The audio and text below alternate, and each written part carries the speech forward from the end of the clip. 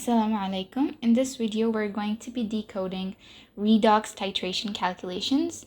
This is according to International A-Levels Chemistry Specification Reference 16.15, which states that the students should be able to carry out both structured and unstructured titration calculations involving redox reaction, and then there are two specified cases, which is iron 2 plus ions with potassium permanganate, and then you have another which is sodium thiosulfate and iodine. So before we get into this question that's right in front of you on the screen, we're going to first highlight devise a general method of solving any redox titration question. So for that, we go here, okay? So there are 6 steps for solving any redox titration calculation question. And the first 2 steps and the last step basically depends on the question. If you're not required to find specific things in the question, then the 6th step cancels out. And if you already have the equation given, then the first 2 steps also cancel out.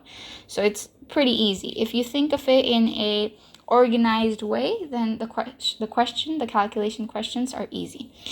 So the first thing that you're going to do is look at the question, read the question. Usually you either have a redox titration going on between iron 2 plus and potassium permanganate, or sodium thiosulfate and iodine. These are the 2 most common cases that you get in the question, but you should be able to do any question. And so for that, we need to be able to make sense of the question and think of the question, whatever data has been given, in an organized way. So how we start, we're first going to write out 2 half equations. So you look at your question and see what's going on, and you write 2 half equations. You can use your data booklet for this. Usually, like I said, it's potassium permanganate and iron 2 plus solution. So you can use those equations. They're already given in the data booklet. But still, it depends on the question. So you first write 2 half equations, then you combine those equations to work out the full balanced equation. That's going to be a half equation, meaning ionic equation. So you use the 2 half equations, combine them together to get the equation. Now this equation is very important, this balanced equation, because you're going to be using this for the calculations. So it's very important that you know that your equation, whatever equation that you're deriving from these 2 half equations, is correct and it's balanced, because you're going to use that to find moles later. Okay, so the third step, which is exactly what I just said, is finding the moles. So you find the moles of the chemical or the solution that's in the burette. Now, how do you know which solution is in the burette? You know this by this phrase. You read the question, okay, and somewhere in the question you're gonna find the clue, okay? So sometimes it may be worded differently, but most of the times it says, well, solution A titrated with solution B. So the solution that's used to titrate is the solution that's in the burette, okay? So if one solution is in the burette and you figured out, okay, this solution is in the burette, then the other solution that's involved in the calculation, in the reaction, is in the flask, okay? I'm assuming that you know how a normal titration works, where one solution is in the burette, the other one is in the flask, and you use the one that's in the burette to titrate the one that's in the flask. I'm assuming you know that. Okay, so you find the moles, basically use the titer. When I say this, you use the titer, which is the volume of the solution that's in the burette used to titrate the solution that's in the flask. So you use the titer, use the concentration, and you work out the moles, okay? That's the third step.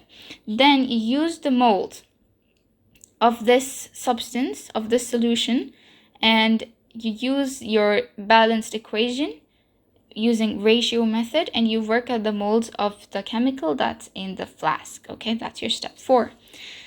And your 5th step is that you calculate the moles in the original sample. Now, it's not making sense at the moment, but when we're going to solve the question, it's all going to come together. Okay, and the last step is you work out the mass and the concentration of the original sample. Now, this is applicable when the question says find the percentage by mass of a certain substance in in a solution or in a nail or in a pin. Okay, so that's when this is applicable. Step number 6. Okay, now we've got our steps here, so we're gonna try and apply these on the question that's here. So the question says, in a titration, 25 cm cube of iron 2 sulfate solution requires 21.30 cm cube of 0.020 mole per dm cube of potassium permanganate solution for complete reaction. Now, in this question, you don't have the phrase titrated with, but you do have requires. Okay, now for complete titration, this solution requires this much of potassium permanganate. Okay, now this tells me that it's the titer. The fact that it's required to titrate, you're doing titration, and this much of this solution is required to titrate this solution in a titration for complete reaction. Okay, so this is going to be my titer. All right. Okay, and what's the first part of the question says? It says write the ionic equation for the reaction between Fe2 plus and manganate ion in an acidic solution. Now, I suggest that you learn this equation. We're going to do this equation right here. Okay, I'm going to tell you how you can use 2 half equations to make this whole equation that's required, because they're requiring ionic equation, not half equation. But I do suggest that you learn this equation because it has been specifically mentioned in your chemistry specification. There are 2 cases and they've specifically mentioned them, so you should be able to know their ionic equations, because it saves time in the exam, honestly. Okay, so what you're gonna do, you can use your data booklet for this because these 2 equations are in the data booklet. So the first equation that you take from the data booklet is, because it's iron 2 solution, so Fe2 plus an electron, and that goes to Fe3 plus. Okay, that's just a gain of 1 single electron. And another equation that we need is the one involving the manganate ion, and that's this, and that's going to be Mn2 plus 4, oh wait,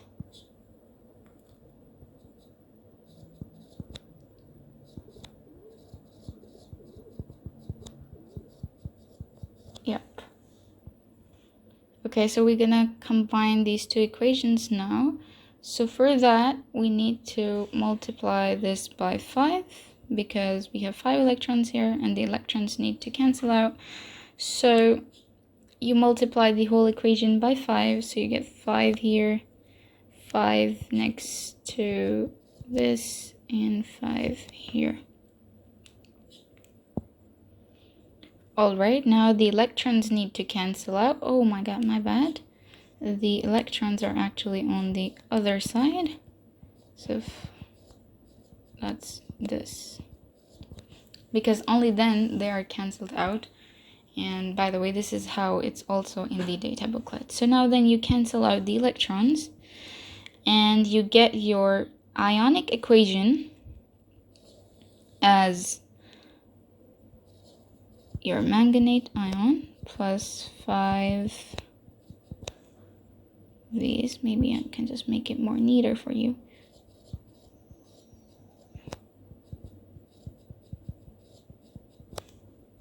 And then your hydrogen ions, and that gives you Mn2 plus. By the way, this titration is self-indicating because you go from a purple Mn6 plus ion to a pale pink Mn2 plus ion, okay? And it's usually colorless, like it's so pale that sometimes the solution looks almost colorless. So it's self-indicating titration because you go from a deep purple here to a pale pink here. Okay, So that's just side info for you. So we have our equation here. So we're done with the first two steps. Let me just see if they're balanced. Okay. Yeah. All right. It's balanced. Okay. So we're done with this and we're done with this.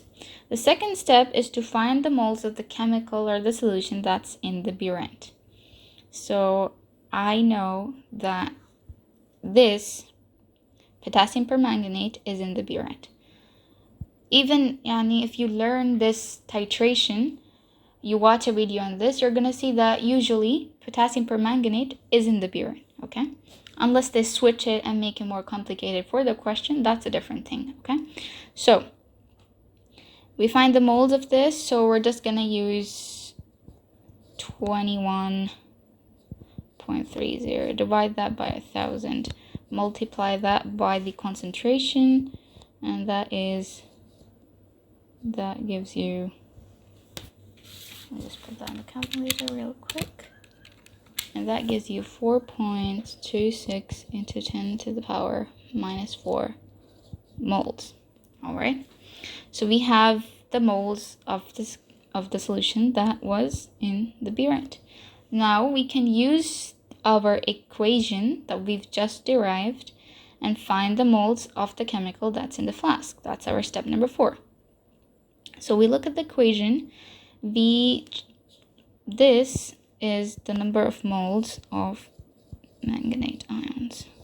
All right. So now we find the moles, calculate the number of moles of Fe2 plus in 25 cm3 of the solution. Even the question says the same thing. So we're going in order. So now the moles of Fe2 plus, if you look at the equation, the ratio is 1:5, okay, between manganate ion and Fe2 plus ion, okay? So that is going to be, this is number of moles of Fe2 plus in 25 cm3. All right, so that's going to be 5 times this. If you're confused though, I can just clarify this for you, because many students get confused here, like, how did you do this? So this is manganate, okay? If you know this, you can just skip ahead and see the next step in the video, okay? So this is manganate. This is the ratio between manganate ion and Fe2 plus ion, all right?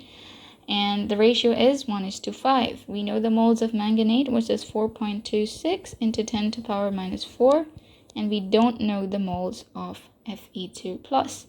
You cross multiply this, and this, okay? And so X, which is the moles of Fe2 plus in 25 cm3, is equal to 5 times 4.26 into 10 to the power minus 4, okay? So that's what's going on.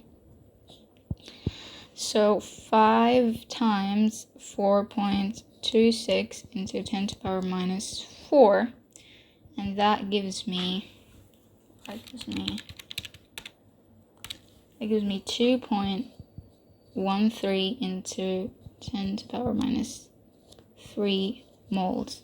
All right.